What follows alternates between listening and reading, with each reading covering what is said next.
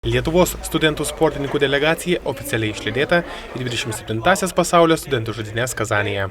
Prieš 2 metus lietuviai iškovojo net 13 medalių, pasiekdami geriausią rezultatą per 20 metų. Šiemet šalies delegacija bene stipriausia per visą nepriklausomos Lietuvos istoriją, tačiau delegacijos vadovai apie medalius kalba nedrąsiai. Stipri, aišku, galėjo būti dar stipresnė, bet yra tokia, kokia yra. Bet praktiškai, kokie 97% pačių geriausių studentų. Aukštų tikimės, aišku, iš daugelio.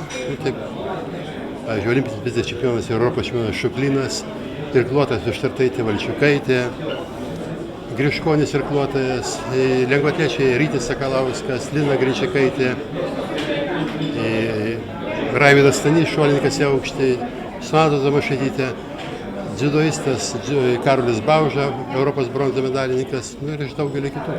Belgrado universiados prizininkė Sonata Tomašaitytė dalyvaus jau 4-ojoje universiadoje ir puikiai gali įvertinti šių varžybų lygį. Varžybų lygis kaip visą laiką labai aukštas, manau, jeigu amerikonai bus, kai buvo praeitoj universiadai, tai ypač barjeruose, kaip žinia, sprinte labai aukštas lygis būna, tai manau, konkurentas bus neprastas. Tai tikslas turbūt kaip visada, parodyti, ką gali geriausia ir tiek, manau, ko geriau pasirodyti. O jeigu gerai pasirodysi, tai tada ir visi tikslai bus mūsų. O kokia forma šiuo metu? Dar tik tai, manau, įsivažiuojam į sezoną, dar tik tai sezono pradžia, dar porą mėnesių sezoną turim, tai manau, pats tas bus. 27-osios vasaros žaidynės startuos Liepos 6 dieną Kazanėje ir juose varžysis daugiau nei 13 000 atletų.